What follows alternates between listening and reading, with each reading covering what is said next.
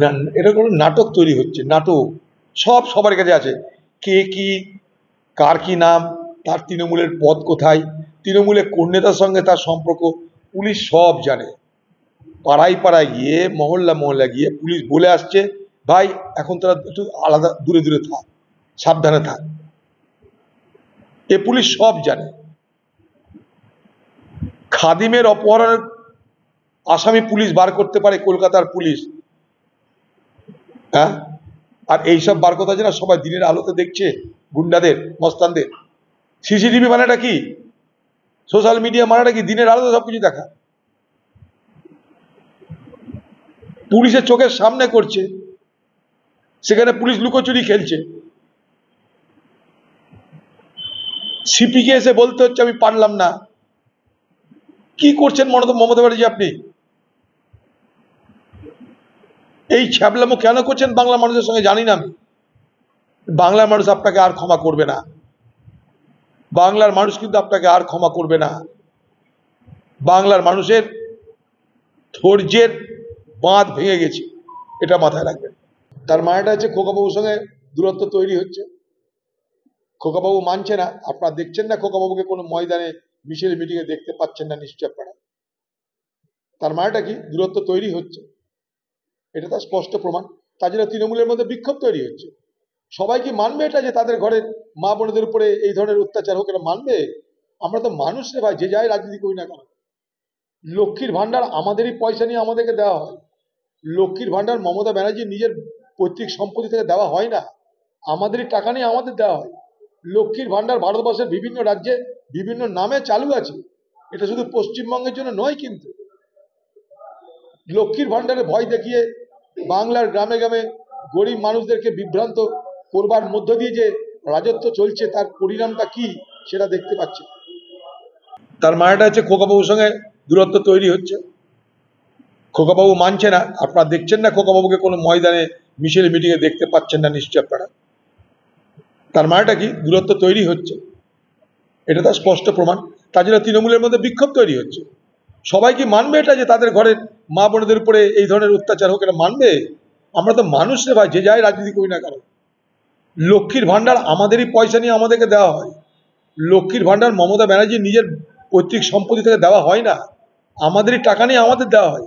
লক্ষ্মীর ভান্ডার ভারতবর্ষের বিভিন্ন রাজ্যে বিভিন্ন নামে চালু আছে, এটা শুধু পশ্চিমবঙ্গের জন্য নয়। কিন্তু লক্ষ্মীর ভান্ডারে ভয় দেখিয়ে বাংলার গ্রামে গ্রামে গরিব মানুষদেরকে বিভ্রান্ত করবার মধ্য দিয়ে যে রাজত্ব চলছে, তার পরিণামটা কি সেটা দেখতে পাচ্ছে।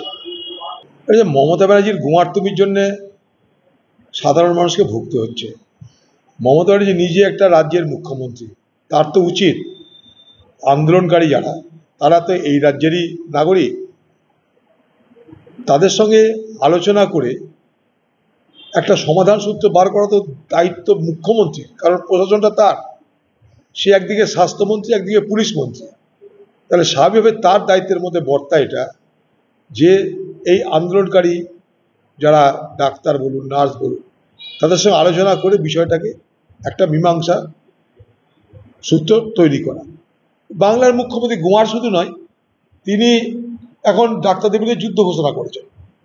কালকে যেমন বললেন না যে আমি শান্ত থাকি, মানে এটা নয় যে আমি আর কিছু করতে পারি। মমতা ব্যানার্জি নিজে বলছে ও শান্ত থাকবে না, ও অশান্ত থাকবে, অশান্তি করবে। হাতে ক্ষমতা, রাজ্যের হাত, পুলিশের হাত, সব কিছুর মালিক। সে যদি মনে করে আমি অশান্তি করবো, করতে পারে। কিন্তু এতে বাংলার ভাবমূর্তি প্রথমে তো রাজ্যে খারাপ হয়েছিল, তারপর দেশে, এখন বিদেশে। এর থেকে লজ্জার কিছু নেই আমাদের। বিদেশেও এই ধর্ষণ এবং এই খুন নিয়ে যেভাবে বাংলার প্রতি মানুষের একটা বিরূপ মানসিকতা তৈরি হচ্ছে, সেটা আমাদের সকলের জন্য লজ্জার বলে মনে করি। তাদের স্বাস্থ্য ভবন বদলি করতে, পাশাপাশি নার্সরা যারা আন্দোলন করেছিল তাদের পার্টি যে পাঠিয়েছে স্বাস্থ্য ভবন, তাহলে কি এবার নার্সরাও সঙ্গে সঙ্গে এবার তো অত্যাচার শুরু হয়ে গেল। অত্যাচারের দমন পীড়ন করে আন্দোলনটাকে ভেসে দিতে চাইছে। ব্যাস, যে যেটা স্টাইল। প্রথমে মিছিল করে বুঝিয়ে দিল আমি পরোয়া করি না। বাংলার মানুষের যেটাই বার্তা, তৃণমূল যা খুশি তাই করবে, তাতে ধর্ষণই হোক, খুনই হোক, তোমার বাড়ির মেয়ে বেপাত্তা হয়ে যাক, তোমার বাড়ির মেয়েকে কেউ তুলে নিয়ে যাক, তৃণমূল তার মতো করে চলবে। আর সেখানে কেউ যদি বিরুদ্ধে বলতে যায় তাহলে তার উপরে আক্রমণ নেমে আসবে। নার্স, ডাক্তার সকলের উপরে আক্রমণ নেমে আসছে, এবং এই আক্রমণগুলোর পরিচালনা করছে মমতা ব্যানার্জি। মানে এই রকম একটা মুখ্যমন্ত্রী এ বাংলা, এটা ভাবতে আমার খারাপ লাগছে। ভোটে জেতাটা শেষ কথা নয়, ভোটে নানা অঙ্কে মানুষ জেতে, কেউ নানা অঙ্কে মানুষ হারে, কিন্তু এতগুলো মানুষের সংঘবদ্ধ প্রতিবাদ, তার কি কোনো মূল্য নাই? সব কি আপনার বিরুদ্ধে? না, ঘটনার বিরুদ্ধে, অপরাধীর বিরুদ্ধে যে প্রতিবাদ, সেটাকে আপনি আপনার বিরুদ্ধে প্রতিবাদ বলে গণ্য করছেন। অর্থাৎ আপনি নিজে বুঝিয়ে দিচ্ছেন যে আপনি অপরাধীদের পক্ষে, আপনি ধর্ষকদের পক্ষে, আপনি নির্যাতনকারীদের পক্ষে। না হলে আপনার বিরুদ্ধে কত আন্দোলন করেনি, ঘটনার বিরুদ্ধে আন্দোলন করেছে। আন্দোলনে সাড়া দিচ্ছে না, তাই বলেছে আপনাকে পদত্যাগ করা দরকার। আপনার এটা তো আন্দোলনের একটা অঙ্গ। আপনি যখন বিরোধী রাজনীতি করেছেন তখন বলেননি তখনকার মুখ্যমন্ত্রীদেরকে পদত্যাগ করা দরকার? তখন ঠিক ছিল, এখন বেঠিক হবে কি করে? নামো, সারা বাংলা জুড়ে প্রতিবাদ হওয়া দরকার। কি হচ্ছে এগুলো? বাংলার মানুষের কি নিজের বিপদের কথা মুখে বলার অধিকার নেই? বাংলার মানুষের, বাংলার মা বোনেদের, আমার ঘরের মেয়েদের, আমাদের ঘরের বোনেদের নিরাপত্তা চাইবার অধিকার কি আমাদের নেই? আমি তৃণমূলের নেতাদেরকে জিজ্ঞেস করব, আপনারা তো সবাই পুরুষ, আপনারা মহিলাও আছে, আপনাদের ঘরে সবাই তো নিঃসন্তান নয়, সন্তান সন্ততিও আছে। তাদের কথা একবার ভাবুন তো, তাদের সঙ্গে আলোচনা করে দেখুন। আপনি তো নেতা তৃণমূলের বা নেত্রী তৃণমূলের, আপনার পরিবারের মেয়েরা, বোনেরা তারা কি বলছে, মায়েরা তারা কি বলছে, একবার আলোচনা করে দেখুন। আপনি এক নিষ্ঠুর, নির্মম, এক অত্যাচারী মুখ্যমন্ত্রীর এই গুয়ার তুমি আপনারা শিকার হবেন না, এটা নিশ্চয়ই তৃণমূলের লোকদেরকেও আমি বলবো। আর এটা ভাই তৃণমূল পার্টি তৈরি, তৃণমূল পার্টি নিয়ে এসছে, এটা বলার আবার অপেক্ষা রাখে?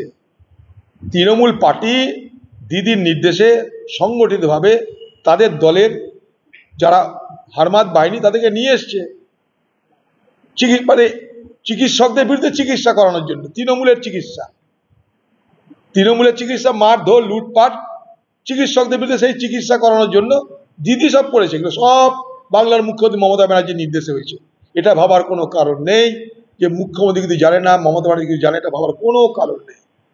এই বাংলায় তৃণমূল যা করে, তৃণমূল নামক বৃক্ষের পাতা পর্যন্ত নড়ে মমতা ব্যানার্জির নির্দেশে। এই গুন্ডামি, এই রাহাজানি, এই নিপীড়ন, আন্দোলন ভাঙার চক্রান্ত সব বাংলার মুখ্যমন্ত্রী মমতা ব্যানার্জির নেতৃত্বে হয়েছে। তাই পুলিশ চুপ, পুলিশ দেখে না। মস্তান যাদের ছবি পাওয়া গেছে সমাজ মাধ্যমে, তাদের সঙ্গে পুলিশ দেখা করছে, দেখা করে বলছে তোরা এখন থাকিস না কটা দিন। পাড়ায় যাচ্ছে, দেখা করছে, গল্প করছে, দিয়ে বলছে তোরা থাকিস না। বাকি কটার ল্যাংড়া লুলা ধূর ধাক্কারকে ধরে নিয়ে এসছে, দিয়ে দেখাচ্ছে দেখো ভাই অ্যারেস্ট করলাম। যারা মূল পান্ডা কেউ অ্যারেস্ট হয়নি, কেউ অ্যারেস্ট হয়নি। সবথেকে বড় মূল পান্ডার নামই তো মমতা ব্যানার্জি। কে কাকে অ্যারেস্ট করবে? আর এর থেকে হাস্যস্কর, এর থেকে মানে রাজনৈতিক বাচালতা এবং রাজনৈতিক ছেলে মানুষই আর কিছু হতে পারবে বলে মনে করি না। নিজের বিরুদ্ধে নিজে আন্দোলনে নামছে, অদ্ভুত ব্যাপার। এটাও ভারতবর্ষের রাজনীতিতে মমতা ব্যানার্জি নিদর্শন তৈরি করলেন। তার বিরুদ্ধে যে অভিযোগ, সেই অভিযোগ নিয়ে তিনি পথে নামছেন। আপনি নিজের একটা মূর্তি তৈরি করুন, একটা কার্ডবোর্ড তৈরি করুন, সেখানটা দাঁড়িয়ে আপনি প্রতিবাদ করুন। কারণ প্রতিবাদটা আপনার বিরুদ্ধে।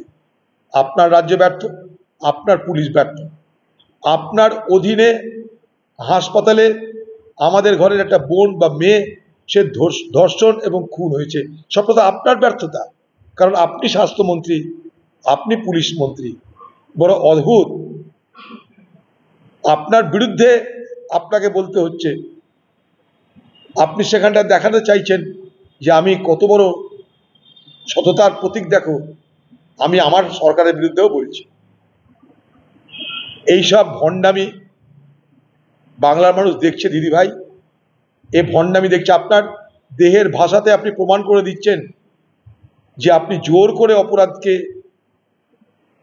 করে অপরাধীদের আপনি বাঁচাতে চাইছেন। আপনাকে বাংলা মানুষ আগেও রাস্তায় নেমে আন্দোলন করতে দেখেছে। সেই মমতা ব্যানার্জি আজকের মমতা ব্যানার্জির আন্দোলনের মধ্যে আকাশ আর পাতালের ফারাক হয়ে গেছে, কারণ আপনি নৈতিকতার বিরুদ্ধে লড়তে যাচ্ছেন। সেদিন আপনার পক্ষে নৈতিকতা ছিল, আজ আপনার পক্ষে নৈতিকতা নেই। ভিড় আছে, আশেপাশে কটা মহিলা নিয়ে, কটা কর্মী নিয়ে আপনি ঘুরছেন, ঠিকই আছে, সরকারি দল আপনার অভাব হবে না, আরো বড় বড় মিছিল হবে আপনার দলের, কিন্তু নৈতিকতার ক্ষেত্রে কিন্তু আপনি উত্তর দিতে পারবেন না। আয়নার সামনে দাঁড়িয়ে মমতা ব্যানার্জি নিজেকে জিজ্ঞেস করুন আপনি, যে আপনাকে কেন আজকে এরকম বেপরোয়াভাবে আন্দোলনকারীদের বিরোধিতা করতে হচ্ছে। একটা আলোচনা করে তাদের সহানুভূতি আদায় করতে পারতেন আপনি, তা না করে তাদের সঙ্গে যুদ্ধে নামলেন। হাতে আপনার পুলিশ, হাতে আপনার ক্ষমতা। স্বৈরাচার এ পৃথিবীতে হয়, দীর্ঘস্থায়ী হয় না। স্বৈরাচার এই পৃথিবীতে ক্ষমতা আসে, চিরস্থায়ী হয় না।